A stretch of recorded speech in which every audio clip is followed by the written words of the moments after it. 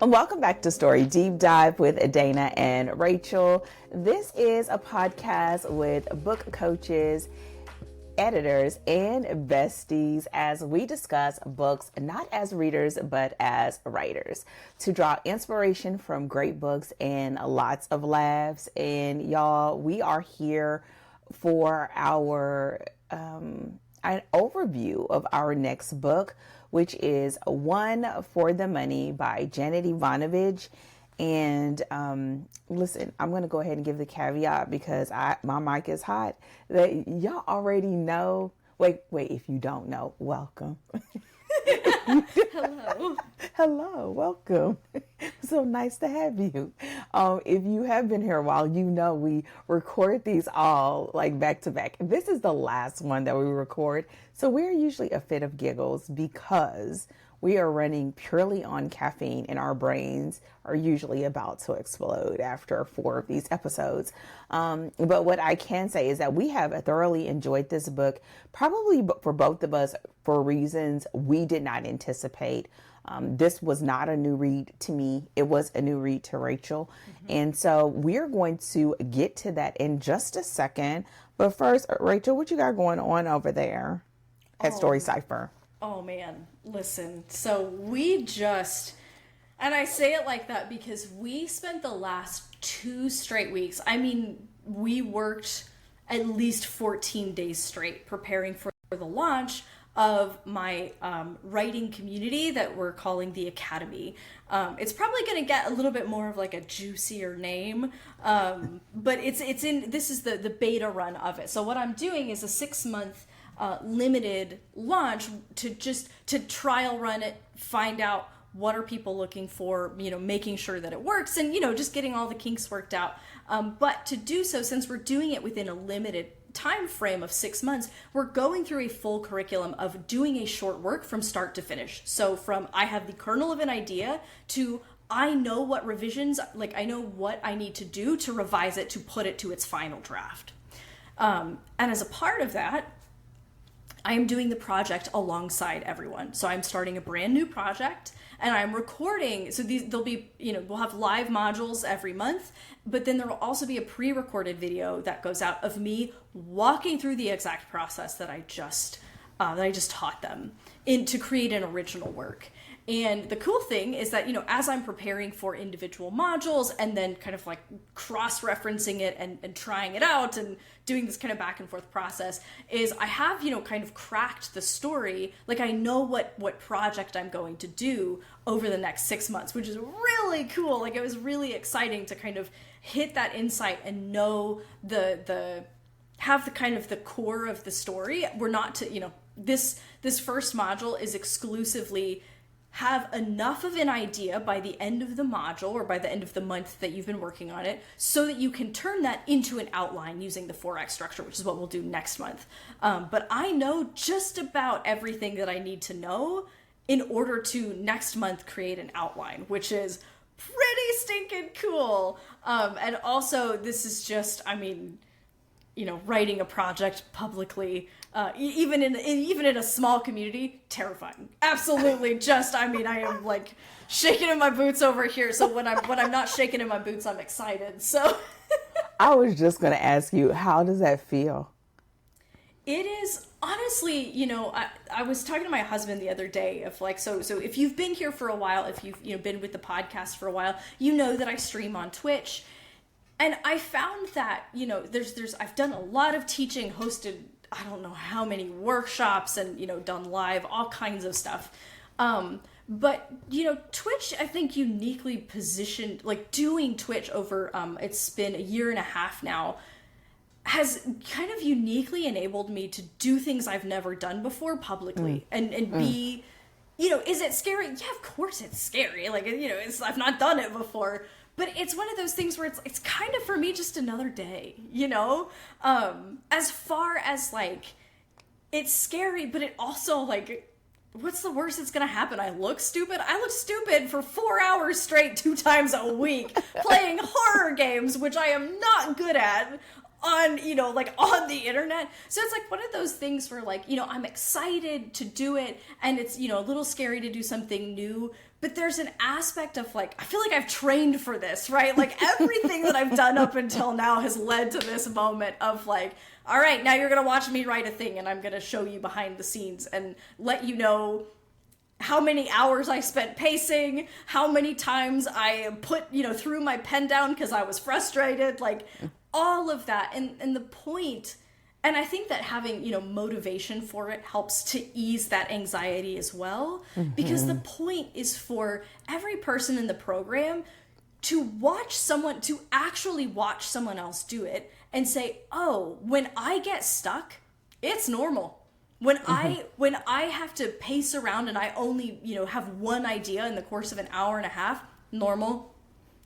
And it's like, it's alleviating the anxiety behind writing by seeing someone else do it publicly and in a spirit of curiosity and experimentation. And that's the approach I want to bring to my own writing. And that's what I want to invite other people to do, is to like, take the stakes off it and enjoy it as much. Like there will be plenty of hard work days to be had. So to enjoy it when and as often as you can, right? And to lean into the process and just have fun and create something wonderful and to take the daggone pressure off of the thing.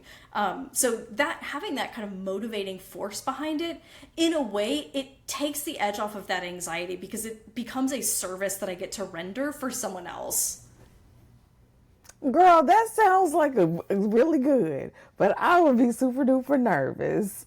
But I am, honestly, the thing is like, I am so obsessive about like, no matter what happens, I will complete this thing, right? If I say I'm going to do something, holy hell, I move mountains to do that thing, even if it kills me. And so this is like, I mean, if I'm going to bother, if I'm going to be that worked up about anything that I do, might as well do a creative project and be like, all right, I'm definitely getting something done. Like, it's no matter what, I will present you with something and I will make sure that I have helped you at the end. It's just another day being super intense about everything I do. It's just kind of the way I operate, I guess. Listen, okay, so then what will that look like? Like, I know you said 6 months, and what's the goal state like at the end of the 6-month period? So my goal for me is to have the whole work like completed and ready to go up, like to be like ready to go. Now it's possible that I might need a little more, like a little bit more time to just finish up revisions, do a little bit of proofreading and make light tweaks. I'll know for sure at the end of the 6 months.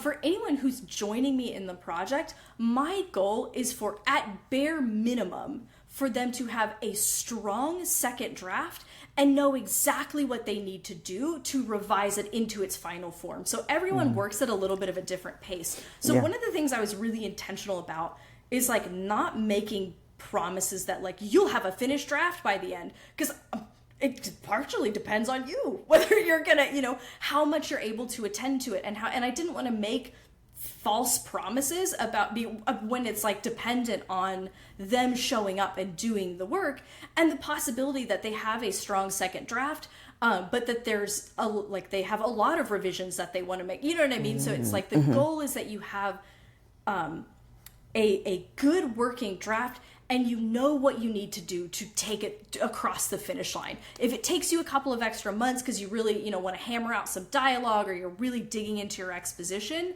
then you at least have the skills and the tools that you need to do that, however long that takes, and to push that across the finish line.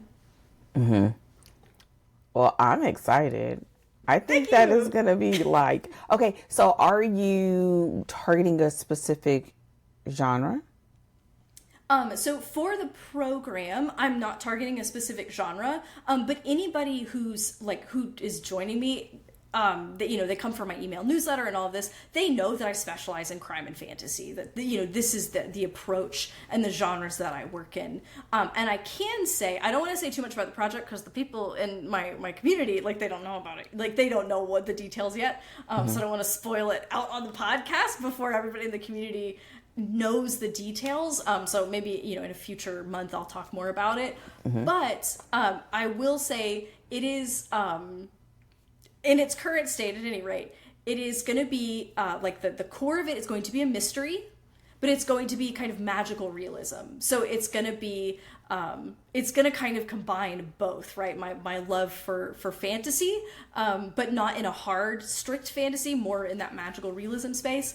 And then at its core, like at the plot, be a mystery. So I get to kind of bring both so that I go through the process on both sides of, you know, light world building and also plotting mystery. So like, best possible outcome ever for this 6-month cohort, like for this beta group, would be what? For them or for me? For them, for you. Okay. You know, the best possible outcome would be to have a bunch of writers, you know, however many writers come out with a finished product that they're proud of, but not just a finished, you know, because we're doing, since it's only 6 months, it's going to be a short form project. I've invited everyone, if they want to bring their work in progress, knowing that, you know, they probably won't finish their full novel in 6 months, but apply the lessons to their work in progress. They're perfectly invited to do that. Or if they want to do just a smaller scale project alongside me, there's going to be application for both. But my real, like, the dream outcome is that, you know, I have writers who walk away with a finished product, something that they can put on their author website, right, as like a lead magnet to get that side of their business up and running while they are working on their longer form novel. And to really come out with like such a sense of like the joy of writing, less of that sort of perfectionism or anxiety around it, and a spirit of curiosity and enjoyment.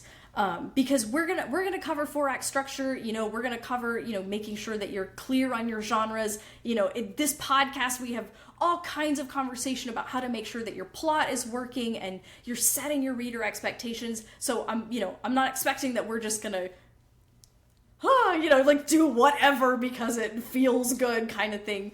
But to really be intentional and joyful, and to let that be, you know, full of curiosity and experimentation and enjoyment, so that when they, you know, when the community opens broader in January, I hope they all want to stay. They love it so much, you know, but that really, even if they were like, you know, it's been fun, it's been real, it's been fun, it's been real fun, but I'm going to move on, that their approach to writing, that they take that with them, right, out of the program of, it's not scary, I can actually do this and have a whole lot of fun doing it. Like, that's, I think, the best possible outcome for me.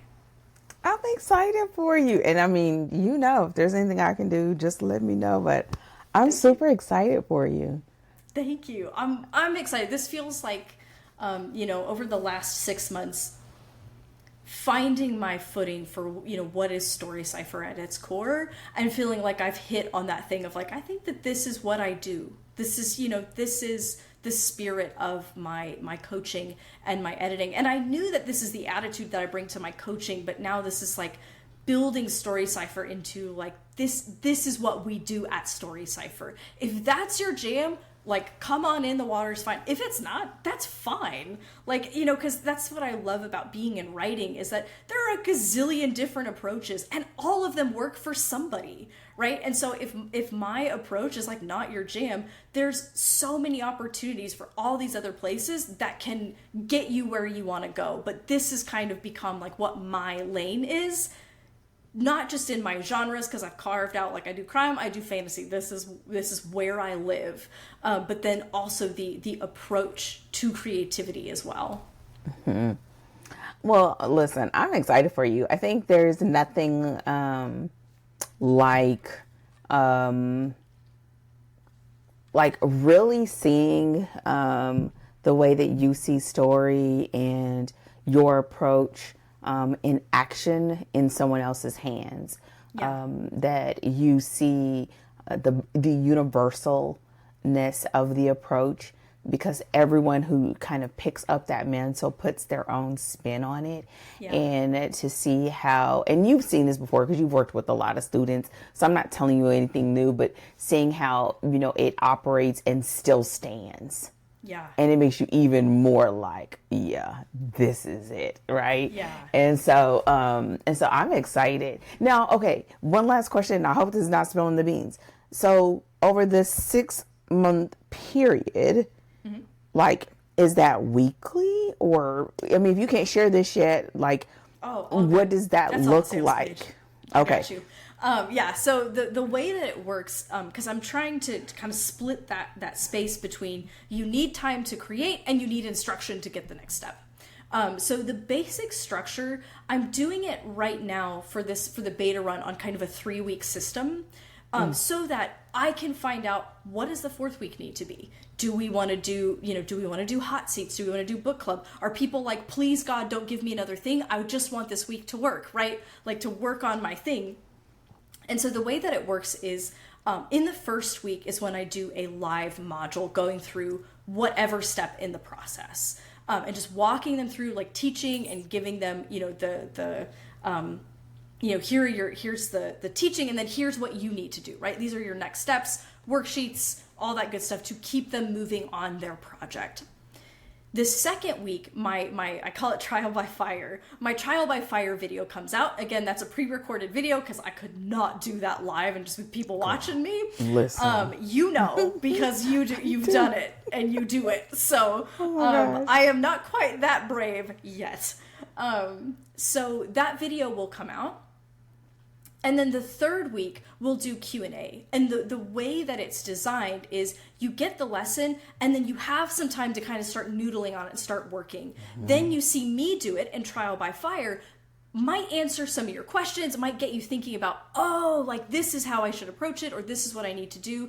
And by the time we get to that third week when we're doing a Q&A, you have had a chance to digest the material and also work with it so you can figure out, what questions do I have and what blocks am I running into? Like, what do I need to kind of finish this part of the process?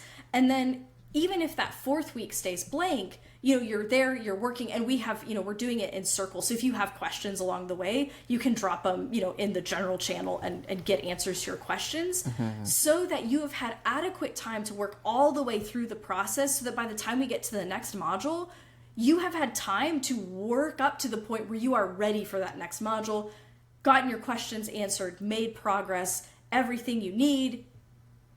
And then we move to the next one, and we do then the 3 weeks again. Again, maybe something in the 4th week, maybe not, depending on what benefits the community. But that's kind of the structure that we're doing, so that there's something happening each week, but they're kind of made to sort of build on each other and promote your opportunity to actually do your project and work on it, and not just be on calls with me all the time. Yeah, that was going to be my next question, especially like in the beginning, you're building and or plotting and or getting ready, but then when you're in the writing phase, like you're writing.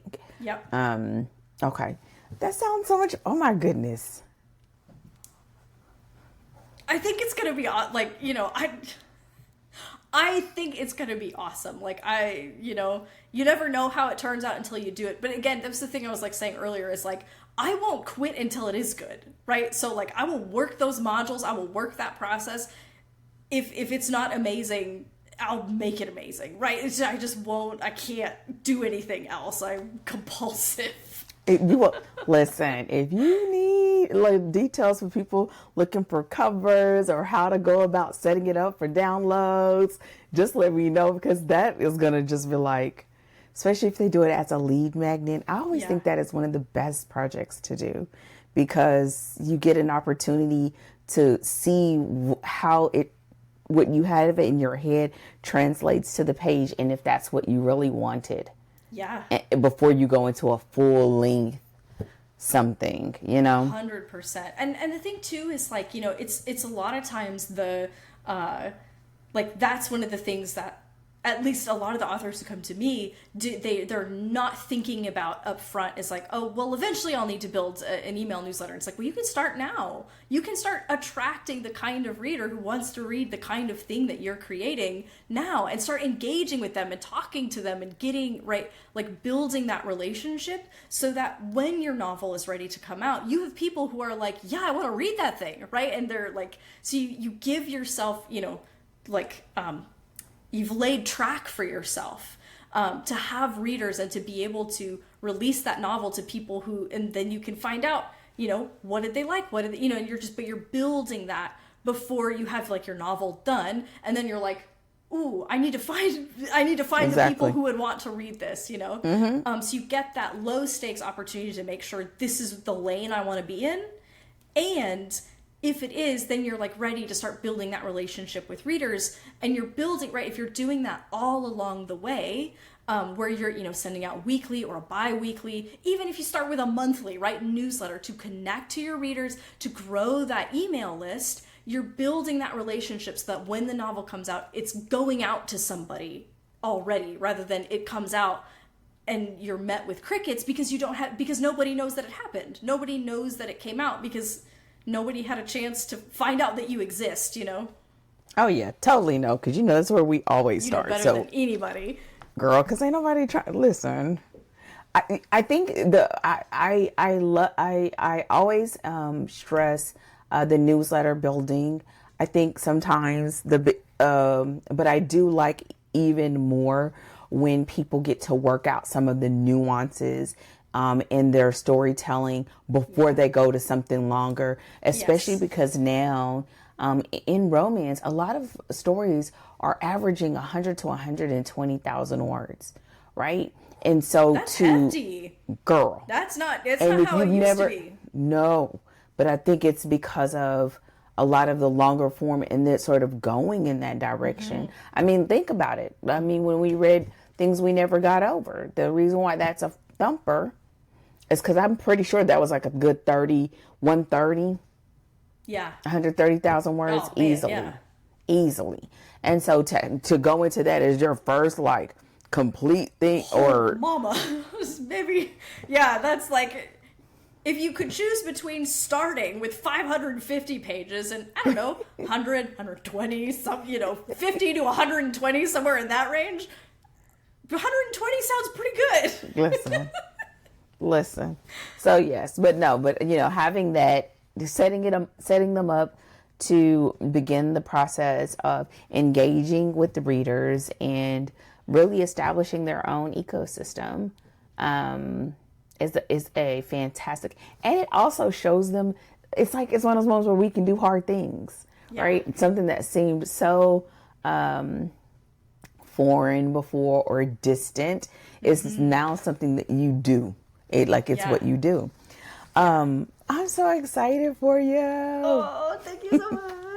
Jasmine, I haven't slept in like 14 days, so I hope it's really good, and I'll just, it's at the end of July, I've got, I think, a week off, and I'm just going to try to recoup, because holy mackerel, it took a lot to get that, you know, sort of set up and ready to like receive people into it.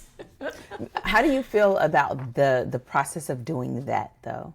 I know that it's something you've been slowly working towards. Like, it's almost like a squirrel gathering. Yeah. And now that it is out there, how do you feel about that? I think, you know, I gotta be honest, I think I feel almost more nervous or like more scared about that than I do even about the writing project. Because the writing project is like, this is just an experiment. Whatever happens, happens. This feels like it's more like putting myself on the line. Because I really designed the Academy, like, I mean, to be deeply, to be as valuable, as useful to whoever joins as possible, but it is also infused with my ethos, right? It's infused with my personality and the way that, you know, I view creativity and the opportunity available in writing. And it's scary to put that on the line for people to be like, no, right? And you're just like, okay, I'll just take my book books and go home, you know? And so I think that that's probably, you know, because this is the biggest offering that I've made, right? I've created a whole resource library. I built out an entire curriculum, did all of this, which is different from working with just one person, right? One-on-one, where it's just you and me, and we're working on your story. We're going to see this thing through to the end, versus sort of like presenting yourself to the world of like, this is what I have to offer. And then you have to find out if people want it or not. And you're like, oh my gosh. So that's probably the scary, you know, I feel proud, but it's scary this early in the process. Mm-hmm. Well, as your friend and someone who knows that you do excellent work and you put yourself in everything, I would invite you to just allow yourself to bask in the fact that you've done it, right? Because sometimes whenever you're launching something, I mean, this happens with books all the time. It feels like people don't like it, or listen, infamously, the people who have a 2 or 3 star review always read the fastest. Like, go sit down somewhere, right? But if it's like, you know what, you know, I challenged myself to do a thing and I've done it. Yeah. And the fact that you had the opportunity to sort of distill down, which I think is one of the hardest things ever, you know, the things and having to suss through like, what's the most valuable, what's going to help them move the needle, you know, try not to confuse them, hoping that they have clarity, and hoping that it's a supportive and clear and whole process that they feel comfortable enough to be themselves, to do their best kind of work. And I think, honestly, you can't do anything else other than that, other than to keep telling people about it. And you've done that. You're doing that. And so I am so proud of you and so excited for you, and to see like that you get to flex and say, you know, yes, 6 months is great. Now next I'm going to do 3 months, or next time I'm going to have it pre-recorded or whatever. You know, I'm all about, getting it out there, and it's going to do what it does.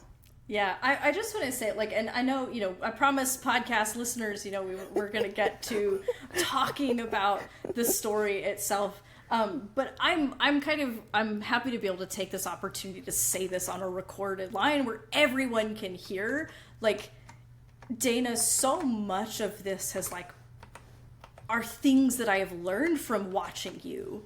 Like, watching your relationship to writing has dramatically altered my relationship to writing and what I see as being possible. Because I come from, like, English class and literature. It's, like, kind of high stakes out there, man. Like, it is, like, scary times, you know? It's sort of, like, it has to be brilliance itself, and it's everything is my magnum opus, and all the pressure in the world is on, you know? From 1800s. Listen. Oh, you know me and my 1800s books. Dust it off.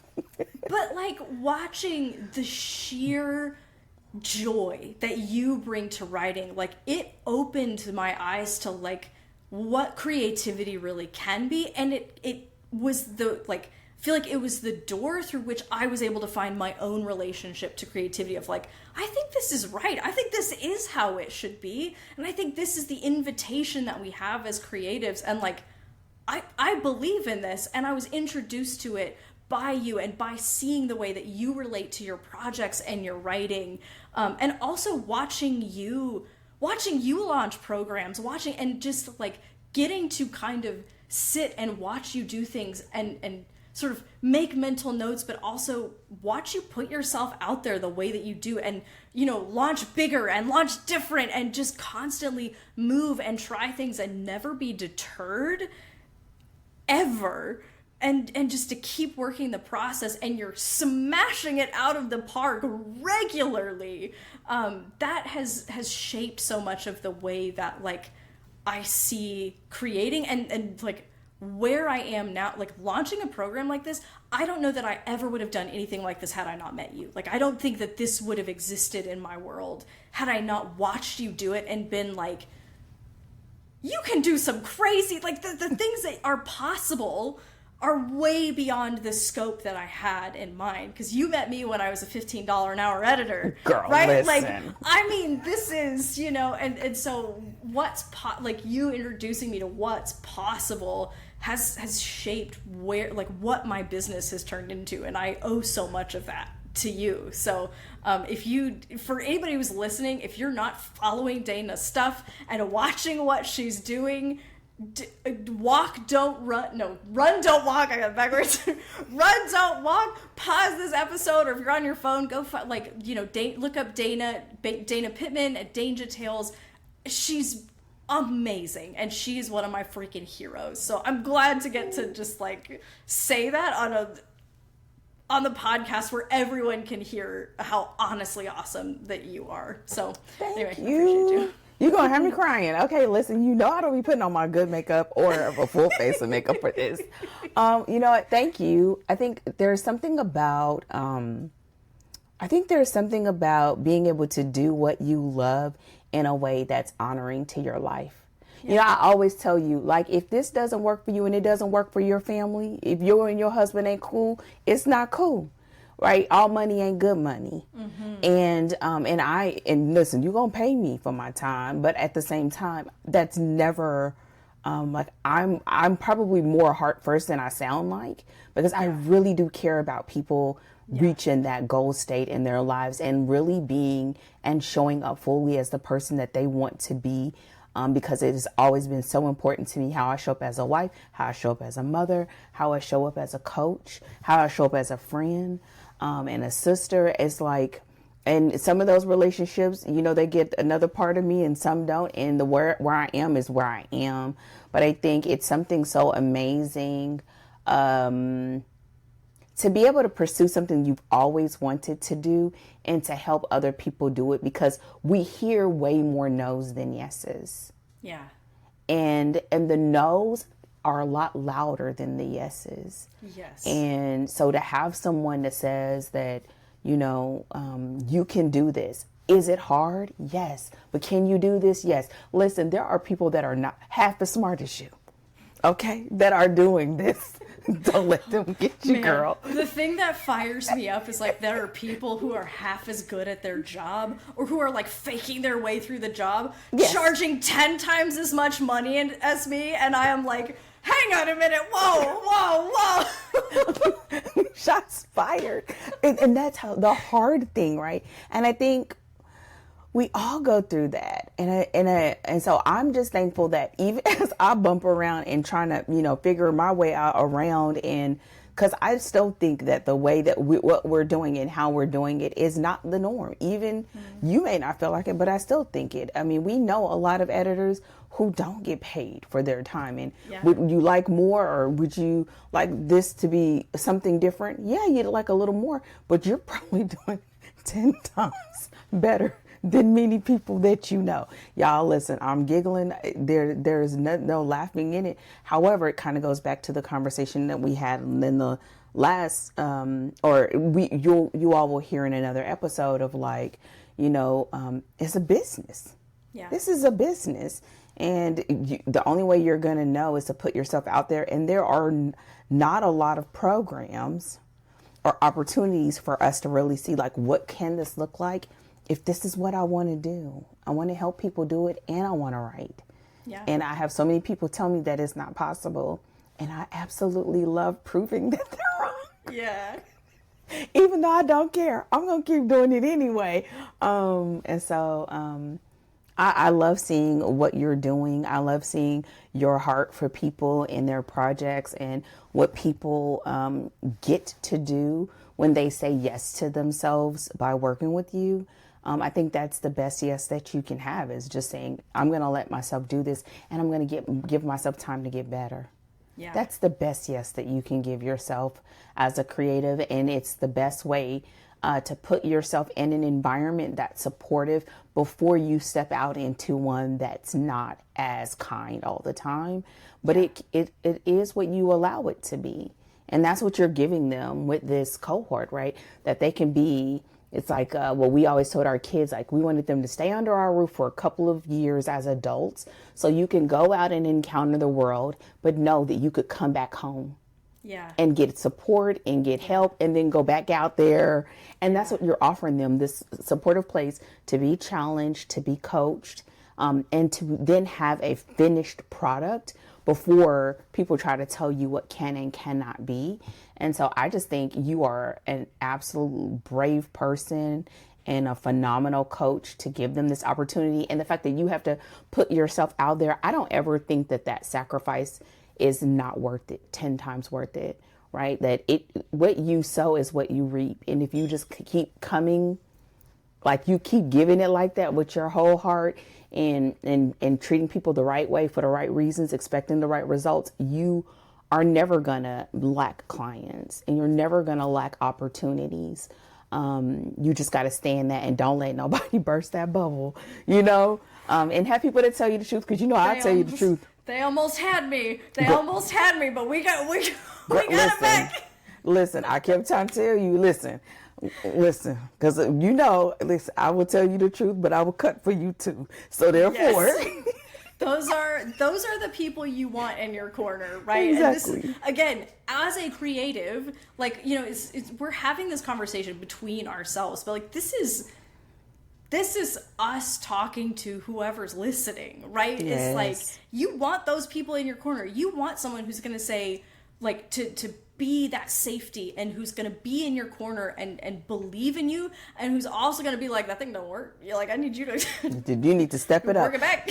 You know what? And the biggest thing of all of this is that it doesn't matter whether it's me or Rachel or who you coach with or who is your editor. You are responsible for saying yes to you first. Mm-hmm. Whether it's indie, trad, whether it's I want to do reverse harem. Girl, that's going to go down. One day I'm going to write another one because I can.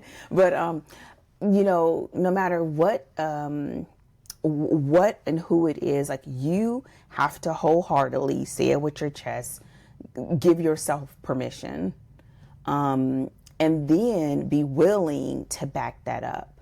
Yeah. So, reading. Y'all, we're really going to get to this, but I think this is I'm so glad you shared this because this is the spirit of what we've said in some of these other conversations, reading, finding your comms, looking at what you want to deliver. What do you want your stories to tell people when they walk away? Why would they want to come back? And I think having a contained environment to explore those things so that you can, because sometimes we think we know until we actually write it and it was like, that was all right. Or, nah, I didn't like that too much. Or, man, I wish it had more of this, versus that. And having the creative space to do that. So I'm excited for you. Girl, I'm going to be the loudest one on the front row, cutting up. Until you read the final product and you're like, this is weird. I'm like, girl, this is that weird stuff you're into. Listen, right. You're like, for real? This what we doing? Did I just ups you up? This what we doing? Yes, I'm ready. I know we are of two different dispositions and two different tastes. You're gonna get a hold of that thing and be like, what the hell is this? Girl, listen, but I'm gonna read every word and then I'm gonna tell you. Oh my gosh, Rachel. I want all the details offline, y'all. I'm going to be so in the throes of it. I'm excited. Thank you so much. Thank you. Honestly, we spent the better part of the podcast talking about this, but I do, I think that these conversations, because the reality is we're doing the overview. You're going to hear all of it in the plot and character as episode. Yeah. You're not going to miss it. You're not going to miss anything. But this is another side of the creative life, right? You what you were talking about is you only know, and I didn't like this, or oh, this doesn't actually work for me, or I wish I had more of this. You don't know that till you've done it, right? And you also which means that you need that encourage,ment. You need to have your business head on sometimes you got to get just fully into your creative cave, but this is creative life. This is this is one of the aspects of the creative life. We talk about study. Sometimes we verge, and this month in this like in our small talk especially, we're going to talk about the business side as well, but all of these are facets of the creative life, and they all are meant to work together. Right. And so we don't just pick and choose what we want. They all come with it. And that means that they can all exist in a reasonable harmony, right? Yes. And so this is all part of it. Yes. And listen, if you haven't already, at the time of this, I don't know what it's going to be, but I know that if you have not done so already, we probably should, like when we do the show notes for this, put both of the separate websites, like we've said before, just so people can go, even if they're on your newsletter. But I think, I think this is this is what I think for real. This particular book is inspiring this conversation because it isn't just a cut and dry sort of experience. This is a contemporary romance.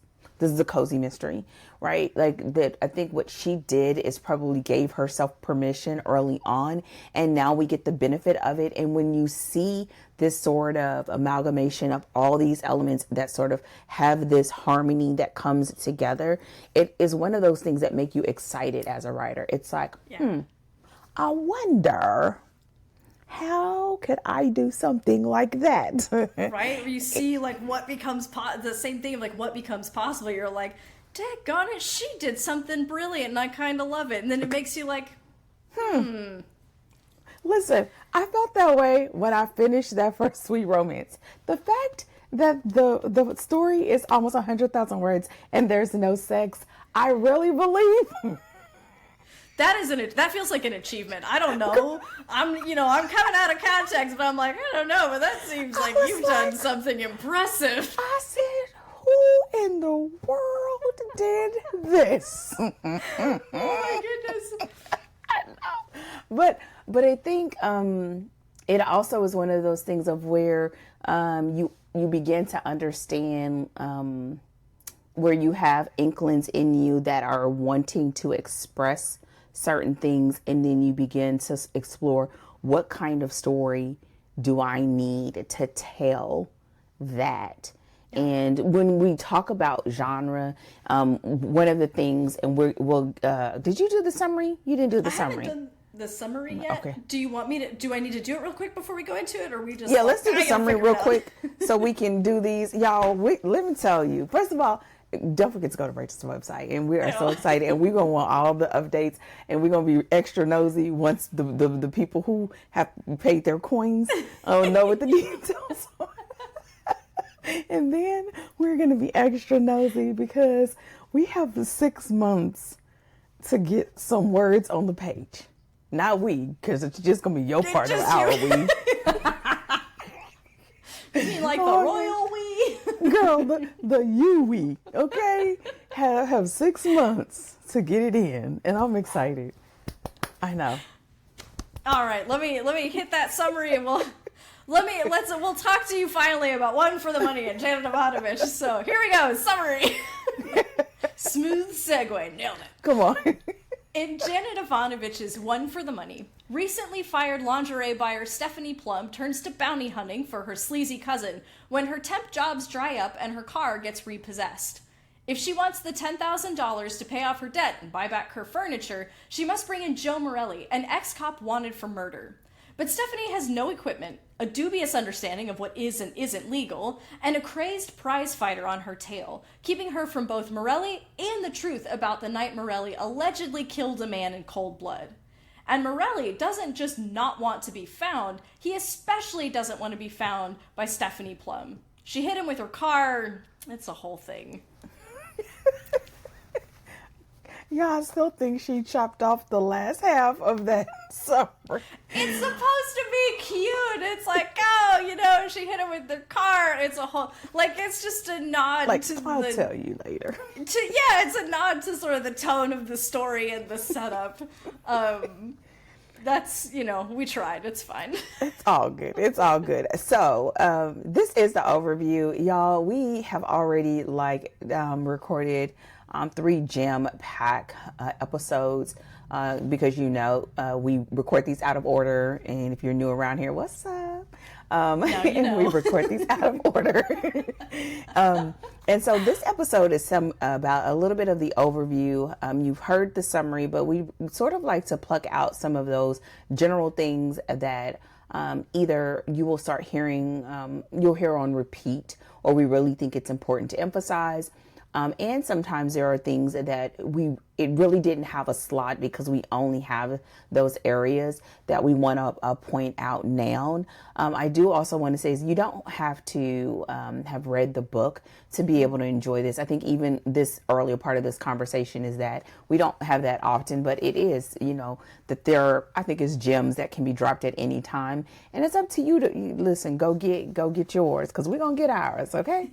So with that said, Rachel, I know we normally go over a couple of the things that you want to discuss. And since we did that in the pre-recording, I'd love for you to sort of kick us off with how you, found out about, this book and sort of what impressions that left.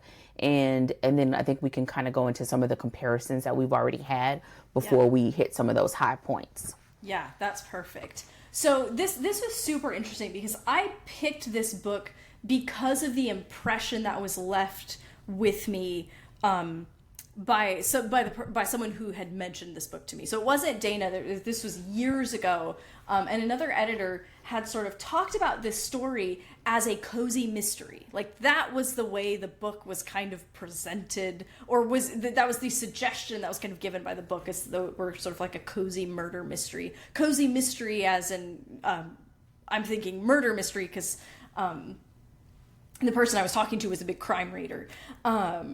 And so I showed up to this story, and this is why I picked it, because I was like, crime story, perfect. And I read it, and I was like, what the hell? This is a crime story? What is happening here? And so it was weird because, and I even, when I started reading it, again, I picked it up on this person's recommendation, and I just started reading it. I was like, which was probably a mistake, but it's fine. To go and, someone recommends a book, you don't read the back, you don't read anything about it, you just pick it up, and you're like, this is a good pick, and then you go right in. That is always me with your picks, until you got me 2 times. And then you're like, oh, fool me once, shame on you, but fool me twice. So I show up to this book, and I'm thinking I'm going to get a murder mystery. And it starts with, hey, basically, she loses her job and her car gets repossessed. And she goes and she's like, oh, I'm going to bring in this guy who's, who's skipped on bail. I need to go find this guy. And I was like, this is a murder mystery? And I kept reading for a while, and I was like, is there going to be a murder?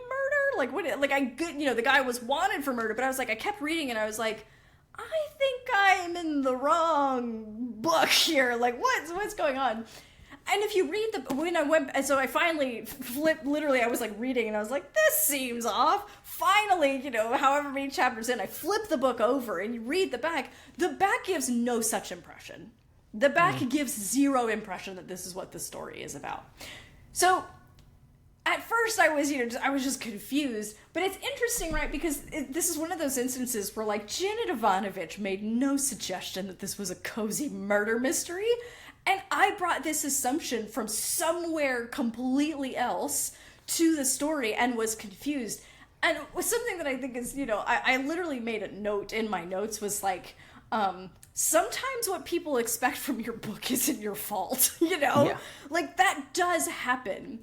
But what I think Janet Evanovich did right, and it signaled, especially because, I work in this genre, it signaled to me immediately that I had the wrong impression of the book, is, right, she starts us out with, I am looking for this person. I am chasing down someone. And I'm like, oh, I think we're in a chase story, right? And so she set the expectation of what was going to happen. But let me tell you, for a minute, I was real confused because I was like, what story am I in? What in the cozy murder mystery is this? Not a cozy murder mystery is what it isn't. So that's kind of how I showed up to the book.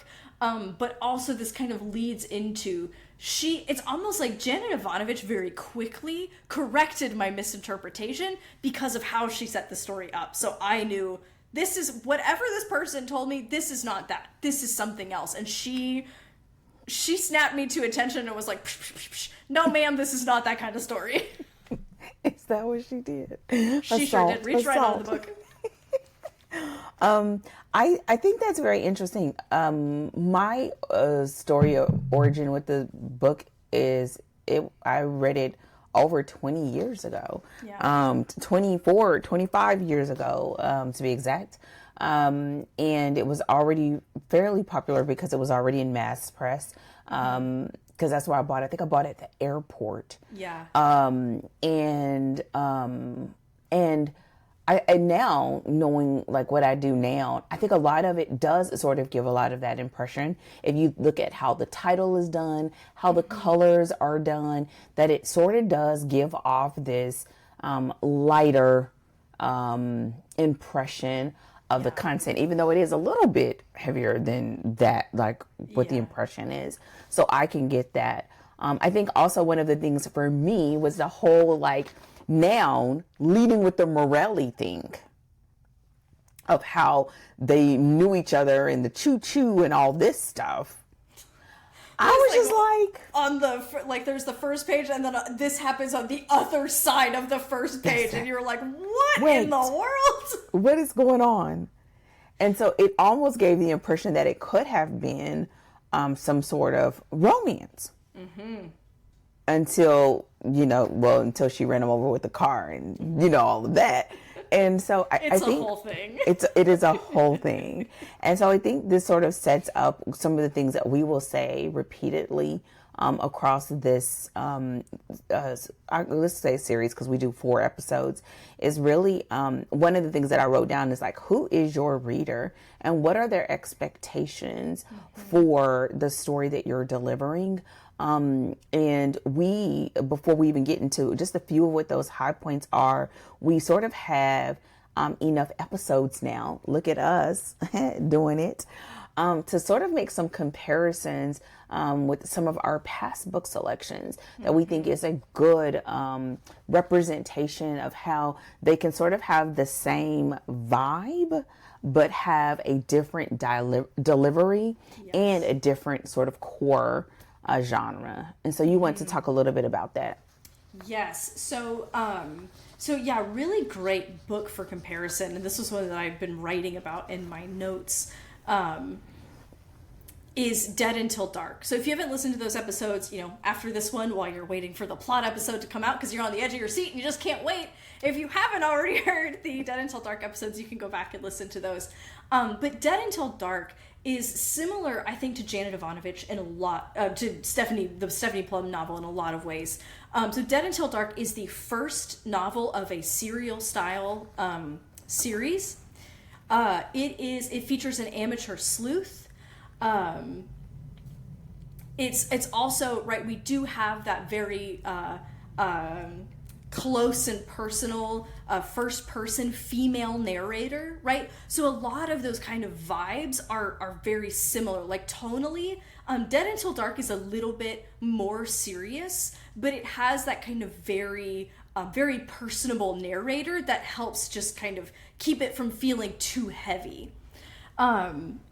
But so you have these kind of parallel sort of vibes, but there's this key difference in how the stories are set up so that what we expect to get from them is so that it shapes our expectations. So we've already talked about in the Stephanie Plum novel, the setup is Stephanie Plum wants to find Morelli. That he is accused of murder of some sort of dubious circumstances. She, at the beginning of the story, she doesn't care. She's like, I just need to bring him in. I need 10,000 G's. That's all I'm looking for. That's all I want. And so the story is set up, and even those first chapters are, I'm looking for him, I'm trying to find him, and she's chasing him. Contrast that with Dead Until Dark, which opens with, early in the book, there are murders of girls around town. And very quickly, Sookie Stackhouse, her explicit goal is, I want to find out who's killing these girls. And the reasons why are personal to her, but it becomes very clear that Sookie Stackhouse is looking for a murderer. So we know that at the end, we're going to find out who done it. That's the promise that gets established early in the story through our inciting incident and through like Sookie's, sort of external, explicit sort of goal pursuit. And so you can see how these two stories are very similar. Serial, female, amateur sleuth, in the sort of like, we're near crime, right? So like Dead Until Dark is explicitly an investigation, but Stephanie Plum, she's in the crime zone as far as these are people who have committed crimes, and they've skipped on bail and we're trying to find them. And then kind of on the side of that story, other crimes have been committed, which are kind of interweaving with the story.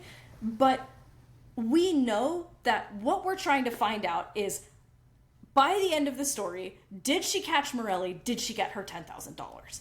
And we know that that's what we're looking for by the end of the story versus Dead Until Dark, which is, who the heck is killing these girls? Mm-hmm. I think it's also important to point out proximity, both small towns, tight, close-knit community. Also, the fact that there is a nice-sized cast that contribute to reoccurring cast that contribute to the story and the tone and the vibe of the story. I would say the vibe in general are almost night and day. One for the Money has the humor that sort of relieves some of that tension. I think in Dead Until Dark, she has a sassy nature and her sort of inquisitiveness that sort of keeps it light, almost not a purity, but almost because of why she's doing it. I think it sort of lightens it up. But I think that there are a lot of comparisons there. I think one of the driving things that we'll say repeatedly in different ways is really setting that inciting incident sets the tone, right? It sort of sets the tone for what we're going to expect. And I think that that's one of the big parts of this series that's sort of a big takeaway for me. And I always know that that's true, but my thing was like, listen, there's a mystery there somewhere, because she don't know where the dude is. She doing all this stuff and he keeps popping up, which makes it wonderful. So, who is your reader? What are those, are you setting those expectations for them and the story, and helping to identify what that genre is? Because in this case, which we'll talk about, it's blending genres, right? You do have that mystery, you have action, you have humor, you have romance, slow burn, but there's a romance there. And so doing that and doing it well, which she does here, because it sort of melds down in such a way that you can't pull one from the other. And I think that's how you can get it confused. As far as what is that driving force. So looking at that inciting incident is extremely helpful. Was there any other elements that you want to add to that? We'll also talk in the plot episode a little bit about cozy ? Right? Of like, is this cozy? And sort of landing on this story, we it's the same way as sort of crime adjacent. It's cozy adjacent. It's cozy-ish. Mostly because so it has the humor, right? And there's a lot of humor to the situations and the way that sort of Stephanie solves problems or even sort of narrates the events.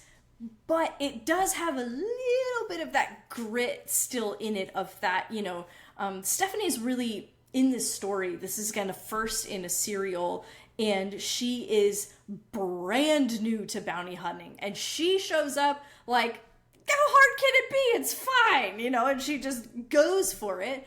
And she kind of has to get confronted with the world that she's in, and she very quickly, kind of is like, oh no, this is not as straightforward as I thought it would be. But in being confronted with some of the stakes of the world that she's entering, it is a little gritty, and it kind of will give you a little bit of a skin crawl, every now and again. So especially now, right, where cozy mystery is, or cozy even more generally than just mystery, has really evolved into its own thing that has very specific expectations, some pretty strong do's and don'ts. You wouldn't class this as a cozy the way we know cozy now, but you can see some of those early cozy elements that just take some of the edge off of. So we're not looking at like a Michael Connelly where it's just like, oh, it's a crime and murder and it's dark and scary and it's not usually funny, right? And that's the like vibe. But it's kind of, we have the humor just kind of giving it a little bit of a lift and taking the edge off of some of those grittier moments, so that it's not all gritty, but we've got a little bit of both. Mm-hmm. And I think, I mean, I can understand why it's a nod to cozy. But I do feel like we keep saying gritty because it is that you don't want to be caught off guard by some of those elements that are like, oh, because, oh boy, it was a little bit much. But at the same time, it doesn't go all the way to your normal, mystery, thriller, suspense aspects. And so it's sort of in this sort of valley, if you will. Mm-hmm. And I think and so I can see why, and the fact that you have the cast and the environment and the laughter. And I think she sort of maybe even offset it a little bit by having a few extra humorous elements. Like you have Lula and Grandma Mozart, or that both sort of, and even a little bit Connie that's a little bit sassy, the assistant or whatever, that sort of helps with that. But I think the biggest part is you don't want to get it twisted, though, right? That they are different, and being clear about where you settle in it. But I think this is a great example of how it can be carried off, even if that finding out who murdered. I can't remember what the young lady's name was. So one of the girl was Carmen, and then I think the guy who was murdered was Kulesa or something like that. I'm pretty sure that was the part. Because I don't want to give it away, but I think at the end of this is like being really clear about that so that you can hit those expectations. We've already sort of said it, but having a memorable cast, this has a great cast, and you do see more of them later. Like, it was a really great setup for that cast. And I know you have others. I think I have one more. I think this really is an opportunity for, it shows how this could be a blueprint for others, but at the same time, I kind of have an understanding of why we haven't seen as many that sort of mix like this. And I think it's because, like you and I've talked about offline, that cozy mystery is a thing. And it's really, a vibrant, very specific. And I think there are elements of this story that would cross over that line that your traditional cozy readers wouldn't want to read. Mm-hmm. And therefore, I think that's what sort of throws it off a little. And then there's something that you talk about in one of the episodes, I think it was our plotting episode, about how this really does look like turning some of those classic mystery novels on their head, right? Yeah.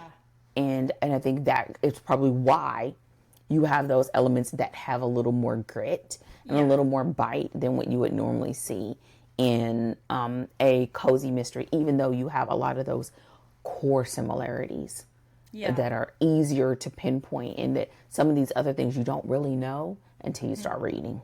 Yeah. Yeah, and I think this is one of those, this is connecting back to what we started talking about earlier, where, you look at this book and you're like, she really did that. Like, and you feel like, what could I do? And we'll talk about it in depth in the plotting episode. But I think Janet Evanovich I don't know. Had she read a dozen John Grisham novels? I have no idea. I don't know how she came to this book. But the thing is so this book came out in 1994 at the, this is right in the crux of John Grisham. Is that there's other novels like it, but he's the one who kind of really sticks out in my head as the, right, because you picked this book up in the airport, right? Grisham is like the quintessential airplane read. And there's, he was sort of at the center of this genre thing happening, of these action stories that take place that they center around crimes, but they are themselves very much just action-packed and guns and explosions and leggy brunettes and all of that stuff, happening with these, robust male leads. And this is what genre fiction in this lane was doing at the time. And so then Janet Evanovich rolls up and she's like, yeah, but what if she don't know what she doing? What if she is, instead of being the ultra competent, dude who just gets in there and he's like, I know how to solve the problems, I'm so good at my job. What if she doesn't know, what if she's brand new on the job? She doesn't even have a background in this. And she is put in a situation like a Grisham novel where she's trying to chase down, an alleged convict, and she's got no money, and she, her car is this horrifying clunker that she's, driving around. The muffler's gone, and she's, and again, it's like, the guy she's chasing, he's the good piece of tail, right? And it's, you just take the whole thing and you turn it on its head, and I think that's how you get, a kind of cultural moment that is the Stephanie Plum novel, right? And I think that's, to your point, why, we don't really see a lot of it anymore, is because this emerged out of a very specific context. Mm-hmm. But the opportunity here for writers is what cultural moment is happening now in literature, in writing, and where is the opportunity to bring something fresh to it, because I think that's what happened here. And so that's why I think we haven't seen a lot more like this, but that doesn't mean that the opportunity doesn't exist anymore. Mm-hmm. Yeah, I as you were saying that, I think it's just so important to sort of, one of the things that we point out, and let me know if we miss anything else, because I think we covered everything, is as you're doing your reading, I think it's so important to pick up more than one. And I would say multiple authors. Don't just read several of the same because they're giving you their thing, and really begin to examine, not just a female amateur sleuth, but what are the other characteristics and what are the other dynamics that she brings to the table? What does that cast look like? What does that environment look like? Mm-hmm. Because in this case, setting is a character. What does that community look like? What are those quirks like? Yeah. What types of, what is the core conflict that you want driving those stories? And I would even challenge you to know, out a couple of 2, 3, 4, 5 books of what are some of those things that you can explore.